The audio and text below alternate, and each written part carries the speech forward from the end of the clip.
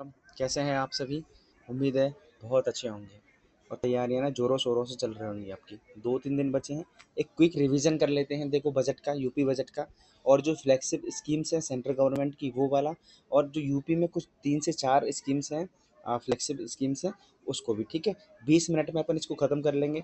यकीन मानना, इकोनॉमिक्स में 1 या 2 क्वेश्चन आ जाएगा। इको वाले पार्ट से ना 1 या 2 क्वेश्चन आ ही जाएगा। तो करके जाना है इसको पीडीएफ से। यही हो जाएगा यार, इतना हार्ड भी नहीं, पीडीएफ देखने की ज़रूरत नहीं पड़ेगी आपको। पढ़े तो मैं पिन कर दूंगा उसको टेलीग्राम ग्रुप में। ठीक है, चलो सीधे बात करते हैं। देखो, पहले तो मुझे बताओ कि वार्षिक वित्तीय विवरण, एनुअल एनुअल फाइनेंस स्टेटमेंट कौन से भारत के संविधान के अनुच्छेद में आता है? बताओ मुझे, कौन से में आता है? 112 में। अच्छा, मनी बिल कौन से आर्टिकल के अंतर्गत आता है? 110 के। ठीक है, 110 के आता है। अच्छा, उसके बाद में हु डिसाइड, कौन डिसाइड करता है, कौन डिटरमाइन करता है कि भाई ये जो बिल है वो मनी बिल होगा या फिर कौन फाइनेंस बिल होगा? तो कौन करता है? लोकसभा का, लोकसभा में कौन करता है? स्पीकर करता है। और ऐसे ही क्या करता है, राज्यसभा में भी स्पीकर करता है। ठीक है, राष्ट्रपति और राज्यपाल वाज्यपाल मत कर देना गलती से भी। ठीक है, चलो। अच्छा, दो चीज़ें और होती हैं, दो चीज़ें और होती हैं। जैसे कि भाई, एक तो इकोनॉमिक सर्वे क्या होता है, और बजट, है ना? थोड़ा-सा माइनर से थोड़ा-सा डिफरेंस होता है। देखो, मान लो 2025 है, ठीक है? अब मुझे बजट लाना है। बजट किस लिए लाता हूँ? कि भाई मेरे पास पैसा नहीं रहा, मुझे पैसा चाहिए, तो मैं अगले बरस के लिए, जो ईयर चल रही है उसके लिए पैसा लूँगा मैं। भाई 2025 चल रही है, मुझे भाई इस वर्ष के लिए पैसा चाहिए। ठीक है? तो ये वर्ष क्या चल रही है? 2026। तो उसको क्या नाम दिया जाएगा? 2026 और 27। अच्छा, इकोनॉमिक सर्वे आया। हमने पिछले वर्ष में क्या, कितनी अचीवमेंट हमने देखी, कितना लॉस हुआ, कितना हमें गेन हुआ, कितना हम टारगेट एम पर पहुंचे या नहीं पहुंचे, उसका सर्वे किया जाता है। तो वो तो पिछले वर्ष का हो गया ना। तो इकोनॉमिक सर्वे कैसे लिखा जाएगा? 2025 और 26 का। और बजट कैसे लिखा जाएगा? 2026 और 27 का। तो थोड़ा सा माइनर सा डिफरेंस है, कॉन्सेप्ट जानते रहिएगा, पूछा नहीं जाता लेकिन जानना जरूरी होता है कि इकोनॉमिक सर्वे क्या होता है। और इकोनॉमिक सर्वे के फैक्ट पूछे जाते हैं भाई, वो इसमें तो नहीं पूछे जाएंगे लेकिन पूछे जाते हैं यूपीसीएस और यूपीएससी के लेवल में। ठीक है, चलो। उसके बाद में अब बात कर लेते हैं, क्विक रिवीजन है कुछ। देखो, 10 से 12 पेज की पीडीएफ थी, नहीं, मैंने ना 2 से 3 पेज की समराइज कर करके वो मैंने यहाँ पे फैक्ट डाल दिए हैं, कुछ ज़्यादा आपको ज़रूरत भी नहीं पड़ेगी। अब बात करते हैं कि टोटल देख लो कि बजट का आकार कितना है। अभी समझ लो, केवल लास्ट में क्विक रिवीजन पॉइंट में मैंने वहाँ स्पेशल मेंशन कर दिया है। तो टोटल बजट का आकार कितना है? 9.12। बस आप इतना याद करना है, कितना है? 9.12 696, मतलब अप्रोक्स कितना हो गया? 9.25 लाख करोड़ का। कितना हो गया? 9.25 लाख करोड़ का यूपी का बजट है। इतना समझ आया आपको? ठीक है। और पिछले वित्तीय बजट से कितना परसेंट फालतू है, थोड़ा ये भी याद रख लेना। कितना? 13% लगभग। कितना है? 13% ज़्यादा है। ठीक है। अच्छा, बजट की थीम याद करनी है। क्या है बजट की थीम? क्या है? नवनिर्माण। क्या है? नवनिर्माण। ठीक है। अच्छा, अब देख लेते हैं थोड़ा सा ये समझने के लिए।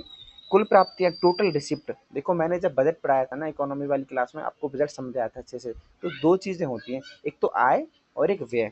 आय में भी दो पार्ट होते हैं, एक तो राजस्व आय और एक पूंजीगत आय। ऐसे ही व्यय में भी दो पार्ट होते हैं, एक राजस्व व्यय और एक पूंजीगत व्यय।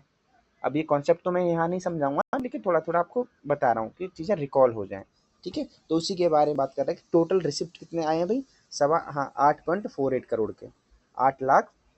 ठीक है, कितने हैं? 8.48 करोड़ के। ये थोड़ा सा याद करना। उसके बाद में कुल व्यय कितना हुआ है? 8.50 का। ठीक है भाई, मिले कितने हैं? 8.48। खर्चा कितना हुआ है? 8.50। ओके, ऋण पुनर्भुगतान को छोड़कर, यहाँ मेंशन करा है, ऋण पुनर्भुगतान को छोड़कर। ठीक है, ये याद करना है आपको। उसके बाद में क्या हुआ है? रेवेन्यू डेफिसिट प्लीज याद करना। रेवेन्यू डेफिसिट का मतलब क्या होता है?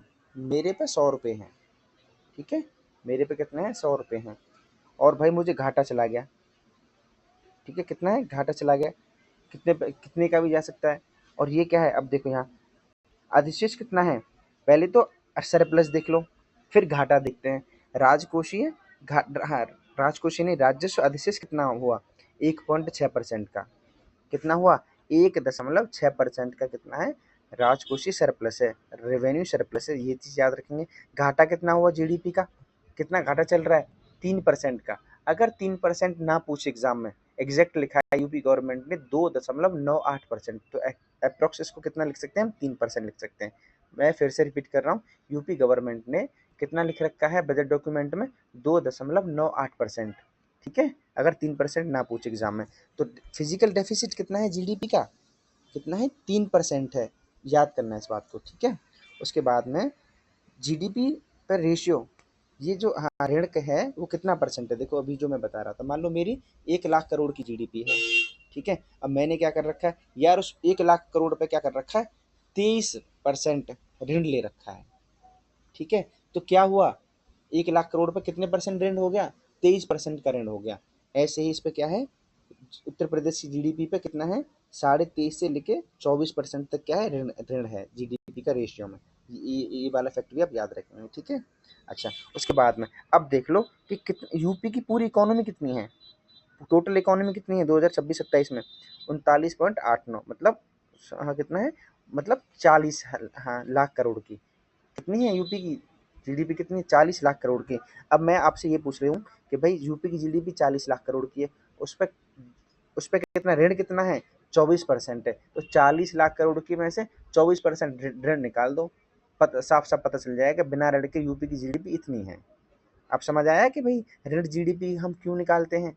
ओके, उसके बाद में क्या याद करना है कि 2030 तक कितने का लक्ष्य रखा है यूपी में, यूपी ने हमें 1 ट्रिलियन इकोनॉमी की, क्या है, 1 ट्रिलियन इकोनॉमी की हमें क्या करना है, अर्थव्यवस्था बनाना है, कौन सी ईयर तक, 2030 तक। मार्क दिस लाइन, याद करना है इस लाइन को। ठीक है, अब बात करते हैं सेक्टरल कंट्रीब्यूशन कितना है यूपी की जीडीपी में।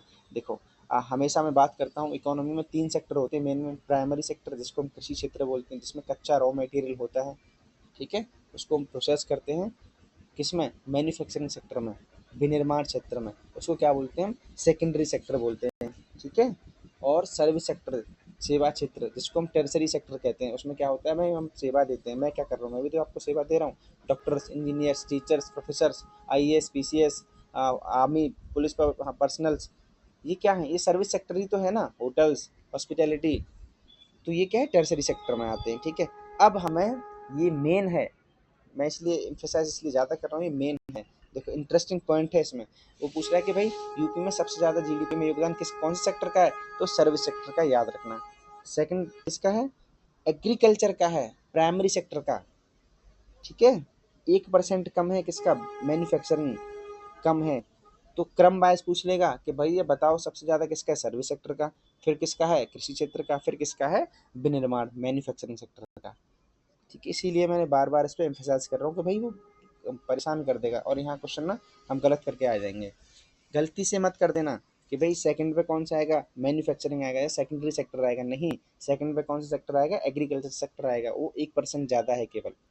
ठीक है, उसके बाद में इनकम कितनी हो गई यूपी के लोगों की भैया, 1,10,000, कागज़ पर 1,10,000 पर ईयर की, कितना है, 1,10,000 आदमी कमाता है भैया साल में। देख लो ये हाल है। ठीक है, ओके, उसके बाद में सबसे ज़्यादा पैसा कहाँ गया, पहला और लास्ट याद कर लेना, प्राइमरी एजुकेशन पर सबसे ज़्यादा पैसा गया है, और सबसे कम पैसा कहाँ गया है, पंचायती राज पर। ठीक है, ना कि गलती से मत कर देना कि शिक्षा पर सबसे ज़्यादा पैसा गया है। सबसे ज़्यादा पैसा कहाँ गया है, प्राइमरी एजुकेशन पर, और सबसे पैसा कम कहाँ गया है, पंचायती राज पर। ओके, उसके बाद में नई नीतियाँ क्षेत्रवार मुख्य घोषणाएं क्या क्या हैं, ये थोड़ा सा नीतियाँ मैंने नीचे पढ़ाई हैं अभी, और क्या है, जस्ट सेकंड, हाँ ये वाला पार्ट देख लो, ये वाला देखो, हाँ ठीक है, कन्या सुमंगला योजना पर नीचे मेंशन है, थोड़ा यहाँ देख लो, कन्या सुमंगला योजना पर क्या था, पहले पहले 25,000 रुपये थे, अब सीधा बढ़ा के कितने कर दी, 1 लाख रुपये कर दी, याद रखना भाई इसको। पहले कन्या सुमंगला योजना में कितने पैसे दिए जाते थे कन्याओं को, 25,000, अब कितने दिए जाते हैं, 1 लाख रुपये दिए जाते हैं, पहली बात तो ये याद रखेंगे आप। ठीक है, अच्छा उसके बाद में क्या है, राज्य 2025 इस ईयर में पूछ लेगा, यूपी गवर्नमेंट ने 2026-27 में कितने लाख मेट्रिक टन तो खाद्यान्न उत्पादन करने का लक्ष्य रखा है, और कितने लाख मेट्रिक टन तिलहन हाँ तिलहन उत्पादन का लक्ष्य रखा है। तो देखो मेंशन करा है मैंने, ये रहा 2026-27 में कितना है, 753 लाख मेट्रिक टन तो क्या है, खाद्यान्न उत्पन्न करेगा, और 48.18 लाख मेट्रिक टन तिलहन उत्पादन करेगा। ठीक है, देखो मार्क नहीं कर रहा यार मैं, मार्क करूँगा तो और टाइम लगेगा, क्योंकि रिवर्स में थोड़ा सा दिक्कत होती है। मेरा सिस्टम थोड़ा सा काम नहीं कर रहा है, इसलिए मैं ऐसे ही काम कर रहा हूँ, माफ़ करिएगा। लेकिन बहुत ज़्यादा बहुत ज़्यादा गेन वाली जो इन्फॉर्मेशन है मैं देने की कोशिश कर रहा हूँ आपको डेडिकेशन के साथ में। उसके बाद में ये याद रखना, कितना राज्य ने कितना करा है उत्पादन का लक्ष्य रखा है, चाहे वो खाद्यान्न में हो, चाहे वो तिलहन के लिए हो, ठीक है। उसके बाद में मेन क्या है, ये है आपकी कुछ योजनाएं हैं, थोड़ा सा इस पर बात कर लेते हैं। योजनाओं से बात करने से पहले ये देख लो क्विक रिवीजन क्या है। 9.25 लाख करोड़ का बजट का साइज है। बजट की थीम क्या है, नवनिर्माण। राजकोषीय घाटा कितना है, 2.98 है, 3%। कन्या सुमंगला योजना में कितने पैसे कर दिए, 25,000 से बढ़ा के 1 लाख रुपए कर दिए हैं, ठीक है भाई। और मुख्यमंत्री युवा उद्यमी योजना 5 लाख रुपए देंगे, बिना किसके, बिना ऋण के, बिना इंटरेस्ट के, ठीक है भाई। ओके, अब बात कर लेते हैं किसकी, फ्लैगशिप योजनाओं की। तो बजट का समझ आया ना आपको, बजट का क्या था, कितना आपको रेवेन्यू डेफिसिट था, कितना, कितने परसेंट ज़्यादा है, ठीक है, ये करते रहना।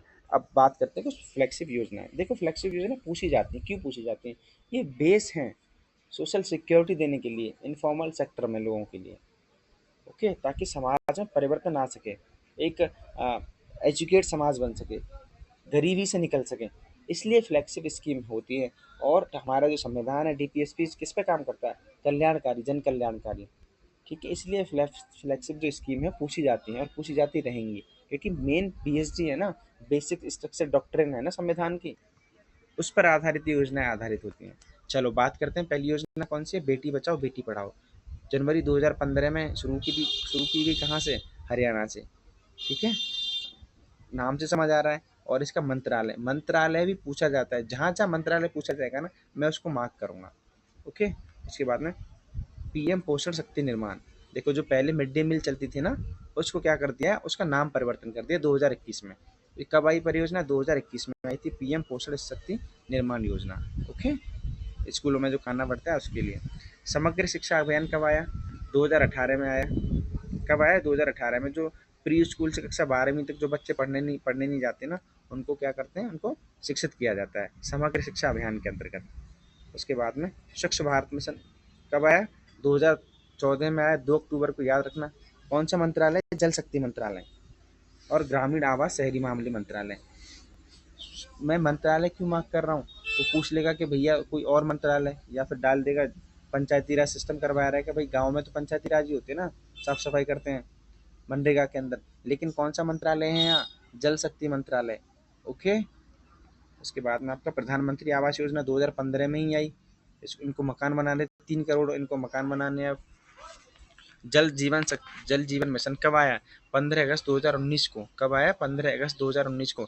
55 लीटर पर डे साफ पानी उपलब्ध कराना हर घर में, जल जीवन मिशन के अंतर्गत, ठीक है। प्रधानमंत्री उज्ज्वला योजना कौन चलाता है, पेट्रोलियम एवं प्राकृतिक गैस मंत्रालय।